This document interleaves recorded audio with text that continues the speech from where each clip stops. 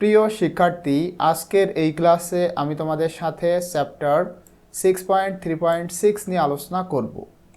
তো এইটা করার পূর্বে অবশ্যই তোমাদের এই টেক্সটটা পড়তে হবে। আশা করি তোমরা এই টেক্সটটা পড়েছো। তো এখন এইখানে দেখো, এখানে বলা হচ্ছে ইনফর্মাল সেন্টেন্সেস, আর এখানে feature of informal writing used. এই পাশে তোমাদের ওই টেক্সট থেকে ইনফর্মাল বাক্য লিখতে হবে, আর এখানে লিখতে হবে ইনফর্মাল লেখার যে বৈশিষ্ট্য সেটা এখানে লিখতে হবে।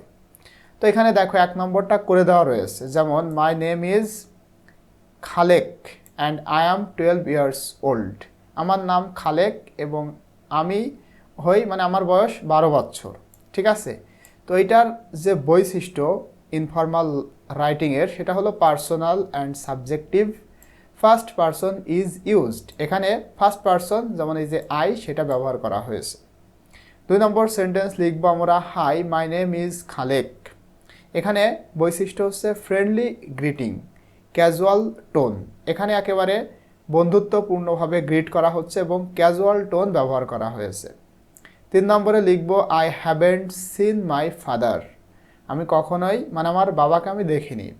এখানে কন্ট্রাকশন ইউজড করা হয়েছে, যেমন হ্যাভ নটকে হ্যাভেন্ট করা হয়েছে। ঠিক আছে। 4 নম্বরে লিখবো, I think I wanted to help my mother. আমি মনে করি আমি আমার মাকে সাহায্য করতে চেয়েছি। ঠিক আছে, এটা।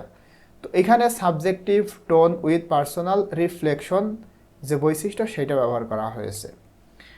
5 নম্বরে আমরা লিখবো, one day we all, me and my brothers and sister ওনা go to school.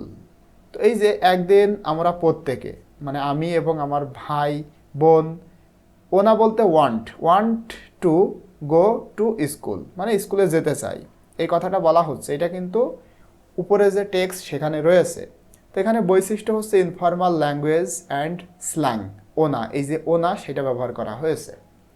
6 number sentence লিখব, what I earn is nothing compared to the work I do. এই সেন্টেন্সের বৈশিষ্ট্য casual tone and direct personal statement.